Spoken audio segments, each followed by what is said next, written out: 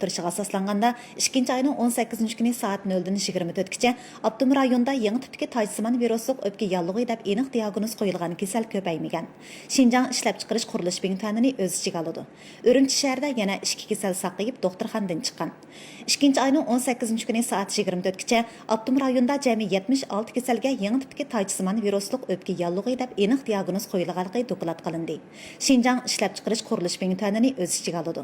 Buning 52si Şinjاڭ Uyghur Abdum rayonida, 24'i Şinjاڭ ishlab chiqarish qurilish bintanida.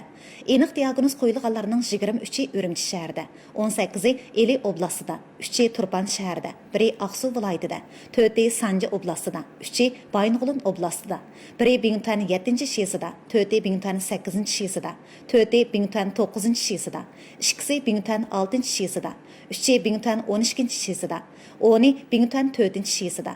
Jami 14 kasal saqayib doktorxonadan chiqdi. Biri qazo qildi. Doktorxonadan chiqqanlarning 6si Urumchi shahrida, biri Turpan shahrida, 4'i Eli oblastida, biri Aqsu viloyatida, biri Bingtan 7-shiyasida, biri Bingtan 8-shiyasida. Hozir 61 odam doktorxonada ayirib davolanyapti. Buning ichida 10 kasalning ahvoli og'ir, 4'ning ahvoli xatarlik.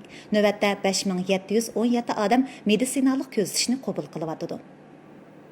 Abdunum rayonda yangi tipdagi tajsimon virusluk o'pka yallig'i deb aniq diagnoz qo'yilgan kasaldan 6si saqayib 2 ayning 18 kuni doktorxonadan chiqdi. Bingtanni o'z ichiga oladi. Bularning 2si Urumchi shahrida, 2si Eli oblastida, 2si Sanji oblastida. 6 kasal doktorxonaga elib kelingandan keyin Abdunum rayonlik davolash qutqizish mutaxassislar guruhining ilmiy yetakchilik qilishi va bekitilgan doktorxonalarning ko'ngil qo'yib diagnoz qo'yib davolashi orqali mutaxassislar guruhi kollektiv diagnoz qo'yib baholab, Davlat Səhiyyə Sağlamlıq Komitetining yangi tipdagi tajsimon virusluk o'pka yallig'i deb aniq diagnoz qo'yilgan bemorni ayirib o'tishni bekor qilish va doktorxonadan chiqarish o'lchamiga uyg'un deb qarag'ashqa bugun doktorxonadan chiqdi. Bek hayajonlandim. Ularga ko'p rahmat. Barliq tibbiy xodimlar va barliq xizmatchilarning holimizdan yaxshi xabar olganligiga rahmat. Meni g'arb tibobati bo'yicha davolagandan boshqa yana taxminan 40% dan 50% gacha g'arb tibobati va an'anaviy cho'ngi tibobatini birlashtirib davoladi. Meningcha cho'ngi tibobatining salomatligimning asliga kelishiga zo'r yordami bo'ldi.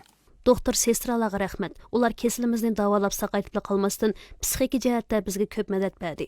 Har kuni ilhom berib turdi. Bizni kayfiyatinglarni yaxshi tutinglar dedi.